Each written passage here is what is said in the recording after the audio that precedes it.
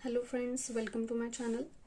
आज इस वीडियो में मैं आपके साथ वोकैब प्रोडिजी बुक का रिव्यू शेयर करूंगी और इसमें साथ ही साथ मैं कुछ इम्पॉर्टेंट चीज़ें भी शेयर करूंगी कि इस बुक में क्या क्या चीज़ें ज़रूरी है और उसे किस तरीके से पढ़ना है। सो चलिए वीडियो स्टार्ट करते हैं।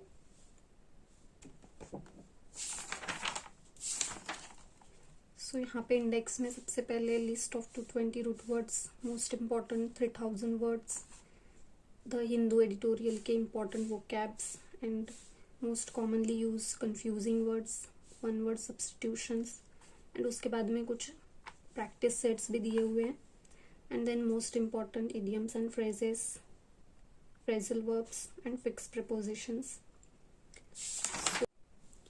सो यहाँ पे चैप्टर 1 में लिस्ट ऑफ 220 रूट वर्ड्स दी हुई है। रूट वर्ड्स ये होते हैं कि जिनका मीनिंग अगर हमें पता है तो हम किसी भी वर्ड का मतलब समझ सकते हैं। जैसे कि इंग्लिश में बहुत सारे कंफ्यूजिंग वर्ड्स होते हैं जिनका मीनिंग हमें नहीं पता होता। सो अगर हमें रूट वर्ड पता है सो हम उसका अंदाज़ा लगा सकते हैं कि इस वर्ड का मीनिंग क्या हो सकता है। जैसे कि फॉर एग्जांपल देखिए, यहाँ पे एक्वा मतलब वाटर हमें पता है। सो अगर किसी भी वर्ड में एक्वा आ रहा है तो आप उसका अंदाज़ा लगा सकते हो कि ये वाटर से रिलेटेड है। सो इसी तरीके से ये रूट वर्ड्स बहुत ज़्यादा इम्पॉर्टेंट है। सो आपको ये अच्छे से पढ़ना है। यहाँ पे 220 रूट वर्ड्स दिए हुए हैं। सो यहाँ चैप्टर 2 में मोस्ट इम्पॉर्टेंट 3000 वर्ड्स दिए हुए हैं। सो यहाँ पे बहुत सारे वर्ड्स एंड उनके सिनोनिम्स एंड एंटोनिम्स भी दिए हुए हैं। सो अगर आपको किसी भी वर्ड का मीनिंग नहीं पता है, समझो यहाँ पे एग्जैकरबेट दिया हुआ है, सो आपके उसके सिनोनिम्स देख सकते हो यहाँ, वर्सन, इंटेंसिफाई एंड एग्रीवेट। सो अगर आपको किसी भी एक भी वर्ड का मीनिंग पता है तो आप उसको रिलेट कर सकते हो उससे। जैसे एग्जैकरबेट यानी वर्सन, सो आप उसको याद रख सकते हो इस तरीके से। सो इस तरीके से सभी वर्ड्स को आपको पढ़ना है। देख सकते हैं आप यहाँ पे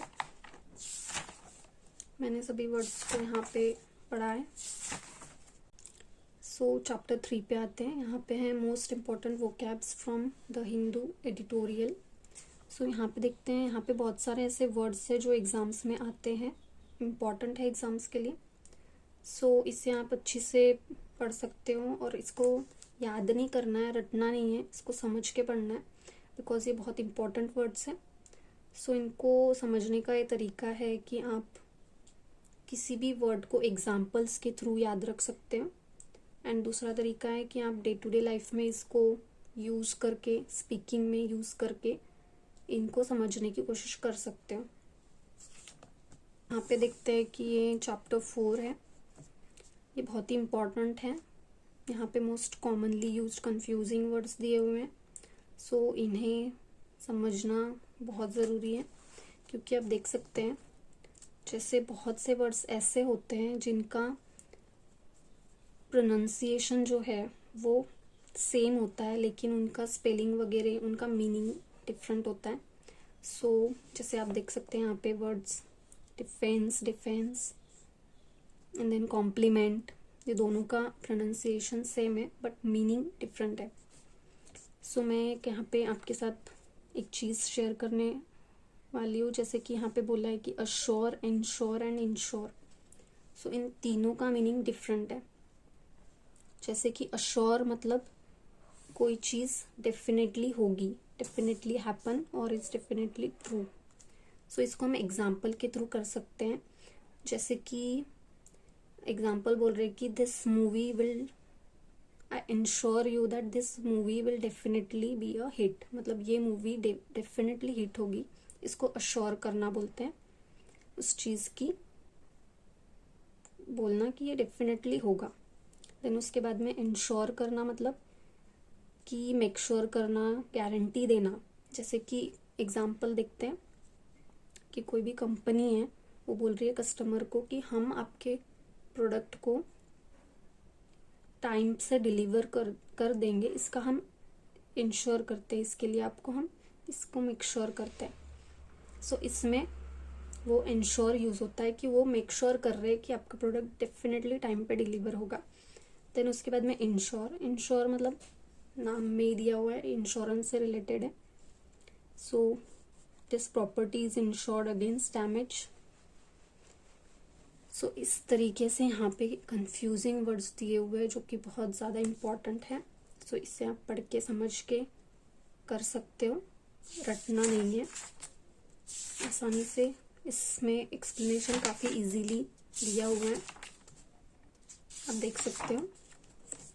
चैप्टर 5 है वन वर्ड सब्स्टिट्यूशन, जिसमें जैसे कि यहाँ पे देखते हैं, वन वो makes an official examination of accounts, इसको ऑडिटर बोलते हैं। सो इस तरीके से यहाँ पे वन वर्ड सब्स्टिट्यूशन दिए हुए हैं। और चैप्टर 6 में यहाँ पे दिया हुआ है कि most important spelling error questions.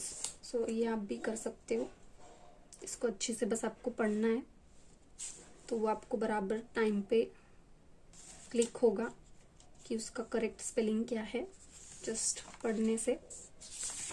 सो आप ये सारे देख सकते हो यहाँ पे। देन कुछ फॉरेन वर्ड्स दिए हुए हैं, देन कुछ इम्पोर्टेंट प्रीवियस ईयर क्वेश्चंस दिए हुए हैं यहाँ पे, प्रैक्टिस सेट्स दिए हुए हैं। देन यहाँ पे चैप्टर 13 में इम्पॉर्टेंट इडियम्स एंड फ्रेजेस दिए हुए हैं। सो यहाँ पे देखिए theme based idioms and phrases है। रेड, ब्लैक, ब्लू, इस तरीके से वाइट। सो ये कलर के ऊपर के इडियम्स एंड फ्रेजेस है। सो इसे आप पढ़ सकते हो अच्छे से। सो ये थीम बेस्ड इडियम्स है। अगर आप चाहते हो कि इस पे स्पेशली एक वीडियो में बनाऊं सो आप कमेंट्स में बता सकते हैं।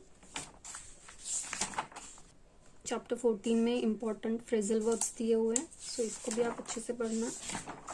देन 15 में फिक्स प्रपोजिशंस दिए हुए हैं। सो इसको बस हम ओवरऑल इस बुक को हम पढ़ के समझ के याद रख सकते हैं, रटना नहीं है। सो काफ़ी इजीली यहाँ पे सब कुछ एक्सप्लेन किया हुआ है, देख सकते हैं। सो इस तरीके से इस पूरे बुक का एनालिसिस है, रिव्यू है। सो अगर आपको ये वीडियो पसंद आया है so please like, share and subscribe to my channel. And अगर आपको कोई भी सजेशंस देने हैं तो आप दे सकते हैं। And thanks for watching.